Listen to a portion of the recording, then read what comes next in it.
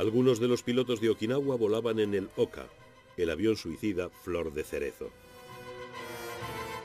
Se trataba de una bomba volante propulsada por motores cohete y lanzada desde el fuselaje de un bombardero, pero el bombardero de transporte del Oka resultaba un blanco fácil para los cazas norteamericanos.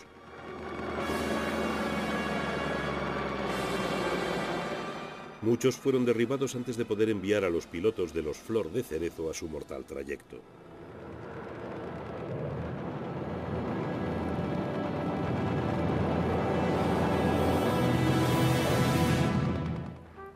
En la primavera de 1945, la flota imperial japonesa agonizaba.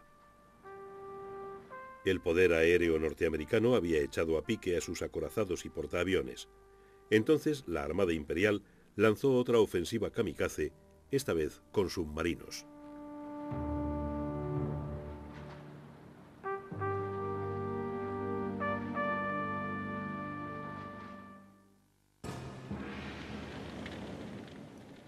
Los submarinos de bolsillo japoneses habían tenido un papel menor en Pearl Harbor en 1941. Los norteamericanos recuperaron 2 de ellos tras el ataque. Casi 3 años después, estos submarinos tuvieron descendientes menos convencionales. A finales de 1944, la Armada japonesa había desarrollado su propio submarino suicida, el Kaiten, o Conmoción Celeste, una versión pilotada por un solo hombre del torpedo Long Lance tipo 23, arma que había causado estragos entre los barcos aliados al principio de la guerra.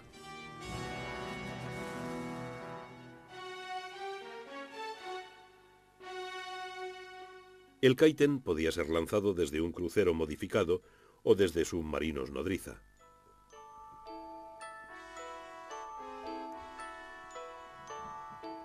Los Kaiten eran armas siniestras y las que han sobrevivido aún ejercen un poderoso influjo en los hombres entrenados para manejarlos.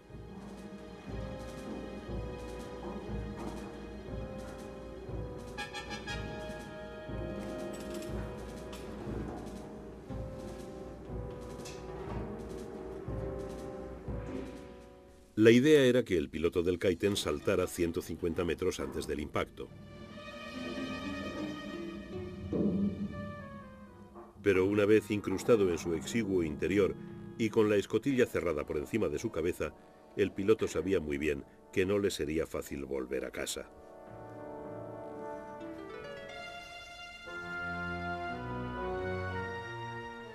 El Kaiten era en parte un torpedo y en parte una tumba metálica.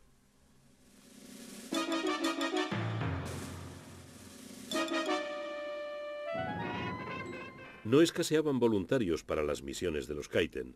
Muchos de ellos eran aprendices de aviadores para quienes no había aviones.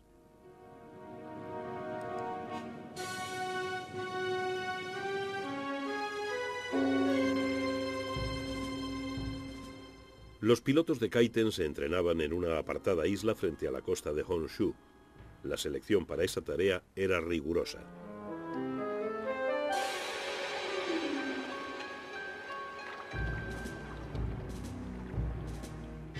Los pilotos de Kaiten, al igual que los kamikaze, llevaban la cinta blanca llamada hachimaki, inspirada en el tocado de los antiguos samuráis.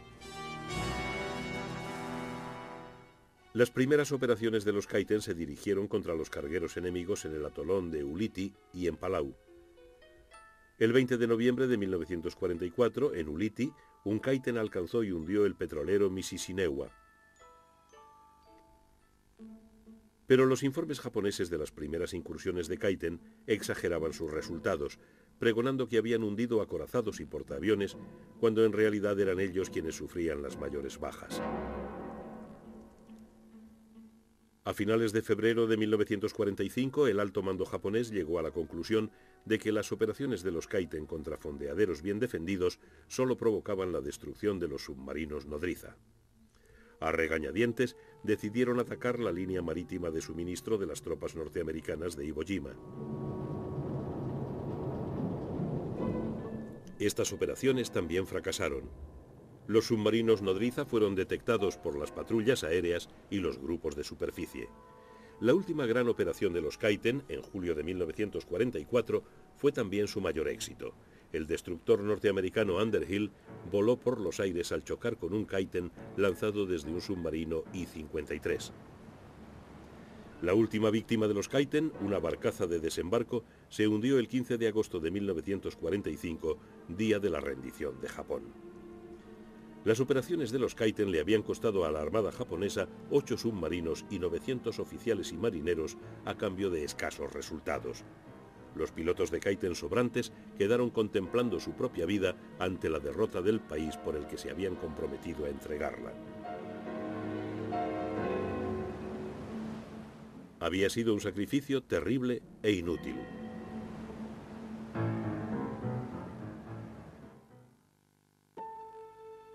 En julio de 1945 se preparaban en el desierto de Nuevo México las pruebas finales de un arma mucho más mortífera que los Kaiten.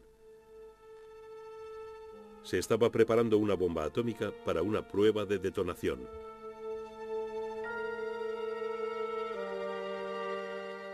Los aliados habían descubierto los restos del programa atómico alemán y llegaron a la conclusión de que llevaban varios años de retraso respecto al proyecto Manhattan. Los alemanes nunca estuvieron a punto de fabricar una bomba atómica. Pero las ruinas de Alemania dieron un nuevo giro a la cuestión atómica. Alemania había sido derrotada, pero ¿habían transmitido los alemanes sus conocimientos atómicos a sus aliados japoneses? En las últimas semanas de la guerra europea, hasta Adolf Hitler veía llegar el fin de la guerra. Los rusos, a las puertas de Berlín, se preparaban para la última y definitiva ofensiva.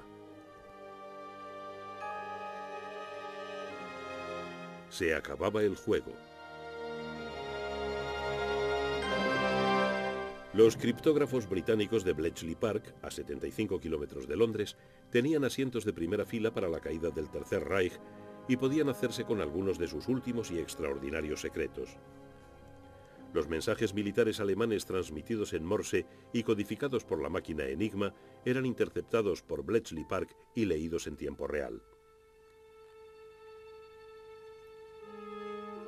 Los criptógrafos que trabajaban en los barracones de Bletchley observaban cada movimiento del ya condenado alto mando alemán.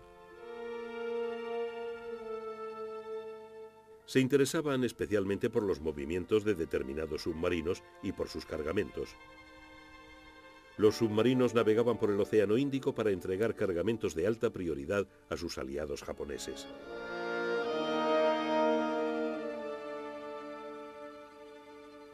Aparte de las municiones y la maquinaria, había envíos más siniestros.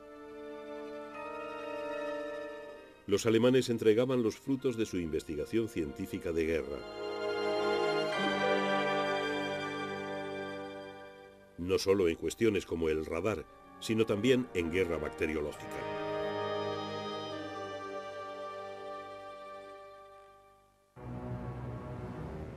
El 25 de marzo de 1945, 3 semanas antes del ataque del Ejército Rojo contra Berlín, zarpó hacia Japón un gran submarino minador alemán. A bordo iban varios oficiales japoneses. En sus depósitos para minas transportaba unas pesadas cajas de plomo con material radioactivo producido por el programa atómico alemán. Más tarde, un tripulante declaró que en las etiquetas de los contenedores podía leerse U-235. El uranio 235 es un elemento imprescindible para desencadenar una reacción atómica en cadena. La guerra terminó antes de que el submarino llegara a su destino. Su capitán se rindió a un destructor aliado y fue escoltado hasta Norteamérica. Parece probable que el cargamento radiactivo se destinara a la fabricación por parte de los japoneses de una bomba sucia de radiaciones. Los norteamericanos declararon que el submarino solo transportaba óxido de uranio, que al no ser radiactivo no precisaba contenedores de plomo. El objetivo de la bomba sucia, transportada por un avión lanzado desde la catapulta de un submarino especial, hubiera sido una ciudad de la costa oeste norteamericana. De haber tenido éxito, esa incursión hubiera eclipsado a la desafortunada ofensiva de los globos. Pero serían los norteamericanos quienes soltarían las primeras bombas atómicas sobre Hiroshima y Nagasaki en agosto de 1945. Estos bombardeos provocaron el final de la guerra en el lejano Oriente y en el Pacífico.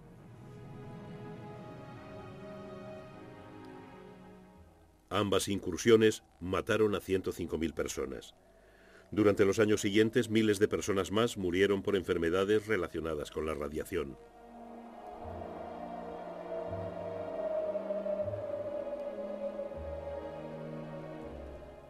El 15 de agosto de 1945, los japoneses firmaban el acta de rendición a bordo de un acorazado norteamericano anclado en la bahía de Tokio.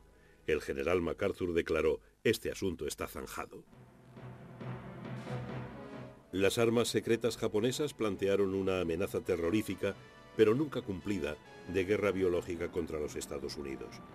Se emplearon en los también terroríficos pero reales ataques contra buques de guerra por parte de los kamikaze, con aviones convencionales y con cohetes pilotados, y suscitaron la amenaza de una ofensiva submarina similar. Pero ninguna de estas armas pudo frenar la inevitable derrota.